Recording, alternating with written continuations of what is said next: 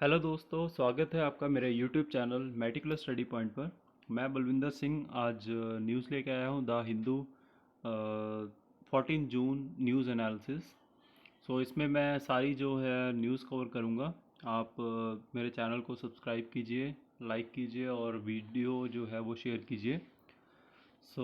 मैं स्टार्ट करता हूँ वीडियो से। फर्स्ट न्यूज़ है यहाँ पर, रिटेल इन्फ्लेशन ईजेस टू 7.04%। जो रिटेल इन्फ्लेशन है जिसके बेसिस पे हम इन्फ्लेशन जो है कैलकुलेट करते हैं, वो अभी कम हुई है for the month of May. जो उसका डाटा आया है, अप्रैल में 7.79% थी, तो अभी थोड़ा मार्जिनली जो है वो कम हुई है, 7.04% पे है।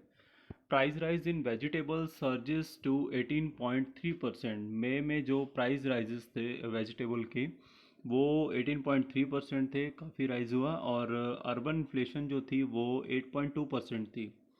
एंड जो रूरल फूड इन्फ्लेशन है वो 7.76% है, जो कि कम हुई है 8.5% से। और जो with inflation staying firmly above its tolerance threshold of 6%। जो आरबीआई है, मॉनेटरी पॉलिसी होती है, वो इसको टारगेट करती है with in the range of 2 to 6%।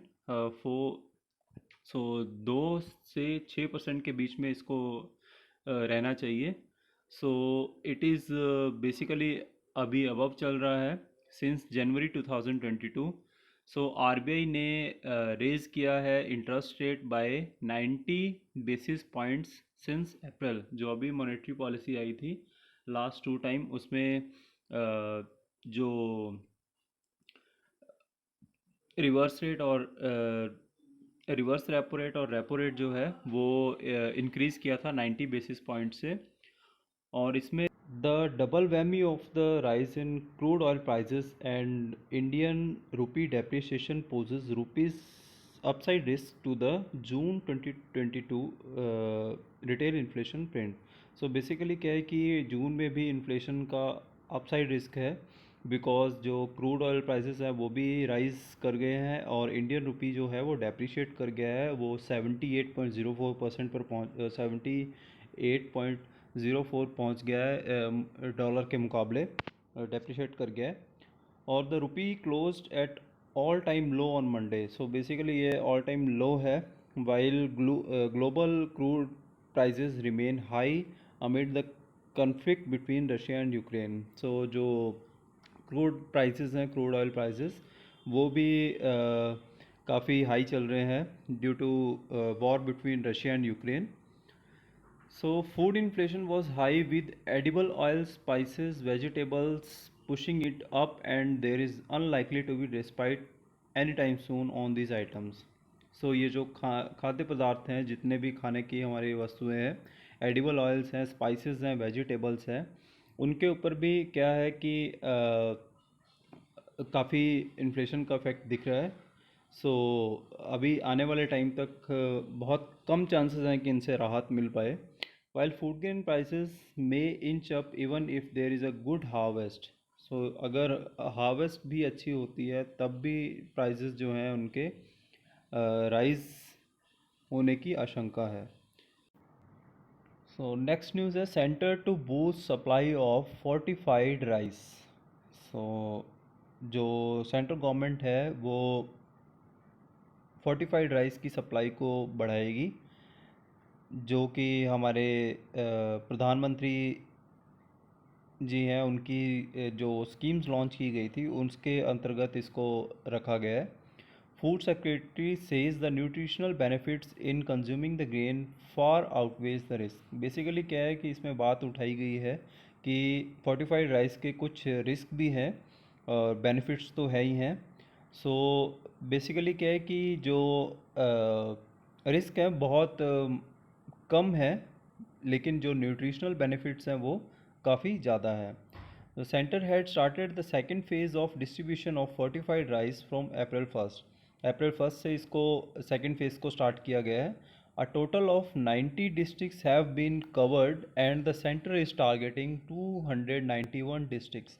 तो 90 डिस्ट्रिक्ट को कवर किया जाएगा और सेंटर अभी टारगेट कर रही है 291 डिस्ट्रिक्ट्स को।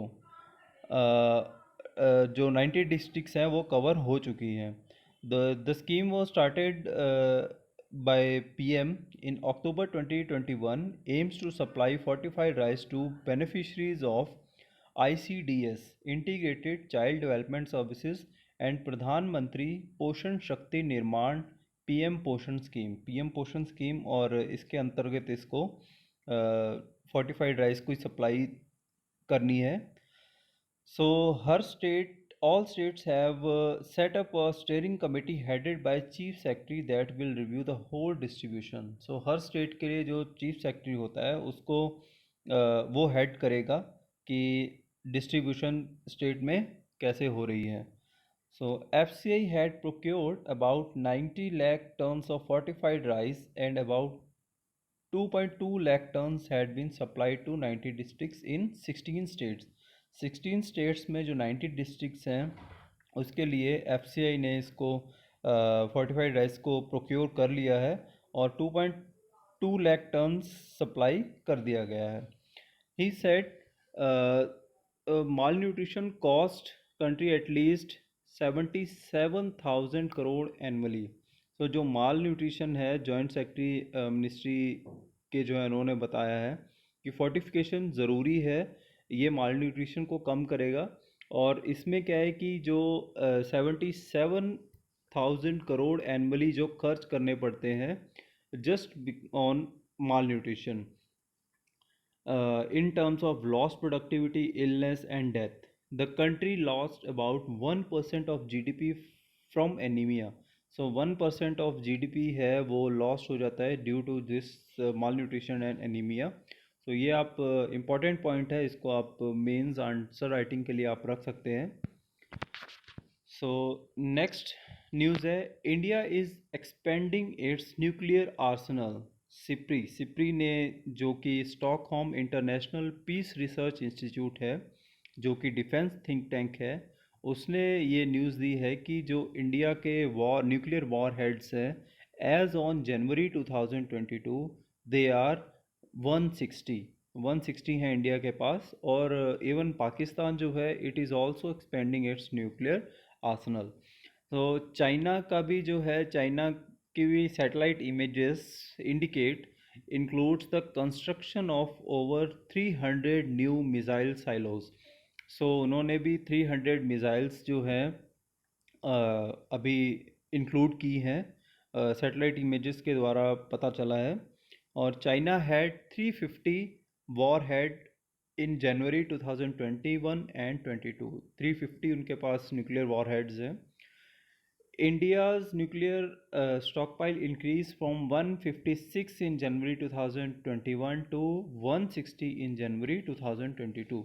So 4 न्यूक्लियर वॉरहेड का इजाफा हुआ है इसमें विद इन 1 ईयर। सो ये सिप्री जो है ये डिफेंस थिंक टैंक है जो कि आर्सनल और न्यूक्लियर की रिपोर्ट देता है। देन नेक्स्ट न्यूज़ है, refrain from publishing ads on online betting media told. जो इंफॉर्मेशन एंड ब्रॉडकास्टिंग मिनिस्ट्री है उनके द्वारा एक एडवाइजरी जारी की गई है, जिन्होंने जो न्यूज़ पब्लिशर्स हैं या ऑनलाइन न्यूज़ है उन्होंने उनको एडवाइजरी जारी की है कि आप ऑनलाइन जो बेटिंग है उसको एड्स मत पब्लिश कीजिए। So the gambling poses financial risk for consumers. I&B ministry, information and ministry broadcast ministry ने ये बोला है कि ये जो ऑनलाइन बेटिंग है इसके द्वारा फाइनेंशियल रिस्क बढ़ जाते हैं। So the advisory has been issued in a view for number of advertisement of online betting websites platforms appearing in the print, electronic, social and online media. So basically ये social media, electronic media, print media, online media, इन पे जो है बहुत सारी चीज़ें ये appear होना शुरू हुई हैं ऑनलाइन बेटिंग। सो इसलिए ये एडवाइजरी जारी की गई है। ये रिस्क करती है जो इसमें अपना पैसा इन्वेस्ट करते हैं। सो it is also illegal in most of the parts of the country, and the financial and socio-economic risk for the consumers, especially the youth and children. Next है news, new norms for sentence रेमिशन।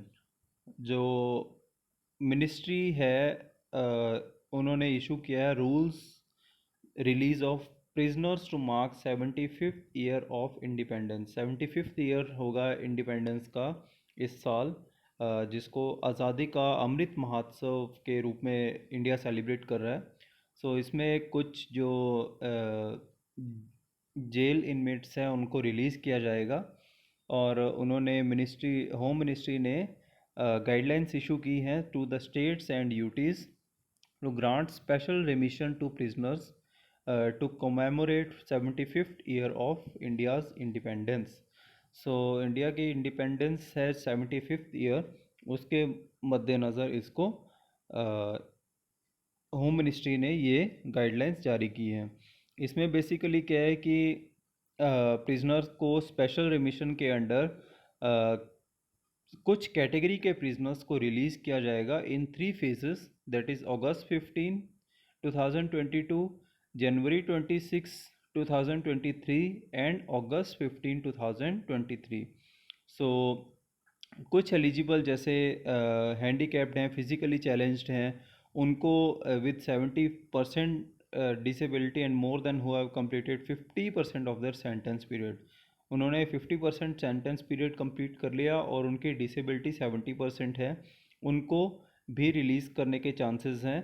और इसमें basically एक clause रखा गया है कि जो persons हैं कन्विक्टेड इन लाइफ इम्प्रिजनमेंट, जो कि टेररिस्ट एक्टिविटीज़ और जैसे terrorist and disruptive prevention act, prevention of terrorist act, unlawful activities UAPA और explosives act, national securities act, official secrets act, anti hijacking act, उनके द्वारा जो है वो ये जो प्रिजनर्स हैं ये एलिजिबल नहीं होंगे इसके अंडर। और बाकी जो हैं छोटे मोटे फॉर क्राइम के लिए हैं उनको रिलीज़ किया जाएगा। नेक्स्ट न्यूज़ है रशिया सीक्स टू एनसर्कल सेवेरोडोनेट्स्क। ये मैंने कल न्यूज़ कवर की थी कि रशिया ने सेवेरोडोनेट्स्क में शेलिंग की है, और उसके काफ़ी जो यूएस और यूरोपियन कंट्रीज़ का जो हथियार सप्लाई उन्होंने किए हुए थे यूक्रेन को, उन्होंने वो सारे ख़त्म कर दिए हैं रशिया ने वहाँ पर शेलिंग करके। So Ukrainian forces were pushed out of the city centre. Ukrainian forces को रशियन फोर्सेस ने सिटी से आउट कर दिया है। और even the Amnesty accuses Moscow of war crimes in Kharkiv. Kharkiv में भी इन्होंने, जो कि सेकंड लार्जेस्ट सिटी है यूक्रेन की, उसमें उन्होंने वॉर क्राइम के लिए उनको मॉस्को को दोषी ठहराया है Russia. And Russia's relentless shelling of the eastern Ukrainian city of Kharkiv with cluster munitions and scatterable landmines amount to war crime that indiscriminately killed hundreds of civilians.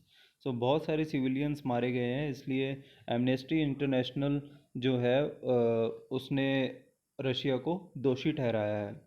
बहुत सारे like 6 lakh people were evacuated from Kharkiv, और 606 civilian जो हैं वो मारे भी गए हैं। नेक्स्ट न्यूज़ है Rohingya to mark 5 years in camps.